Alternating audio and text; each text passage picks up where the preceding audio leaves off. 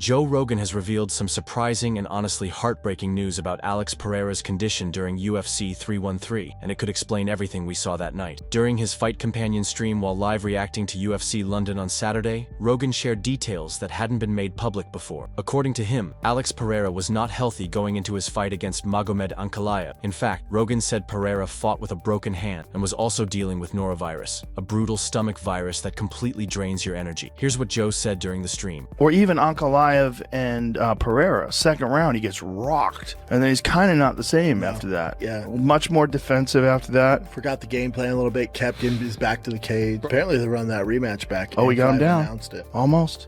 Nice. They're going to run it back, I'm Yeah, sure. they have They have to. That's the big fight in that division. And if Pereira can come in healthy, they say he fought with a broken hand and norovirus against Ankalaev. He fought with a broken toe before. When he beat Yuri Prohaska, he had a up knee. Like, remember when he went and he tumbled at the end of the fight? Yep. That's because his knee wouldn't support him. He was basically fighting on one leg in the first fight. Then he gets surgery. I guess it's probably meniscus because he came back pretty quick. But he's another one. He's too active. Too active.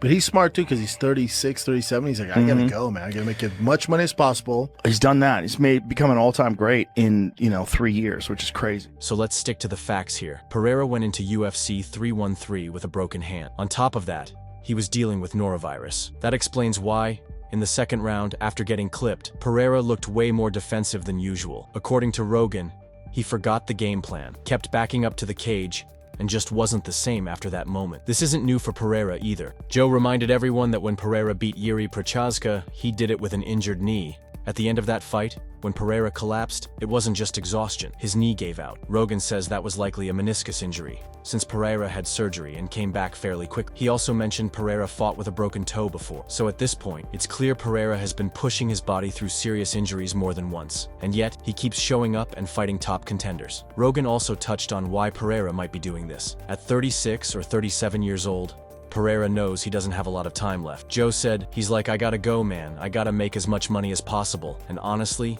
he's done exactly that. He's gone from a UFC debut to becoming one of the most respected champions in just a few years. The good news? Joe says the rematch between Pereira and Ankalaev is basically set. According to him, they're going to run it back. And if Pereira comes in healthy, that's a completely different fight. So now we turn it to you. Does this injury and illness explain what happened to Pereira at UFC 313? And with both guys reportedly agreeing to fight again later this year, who do you think takes the rematch?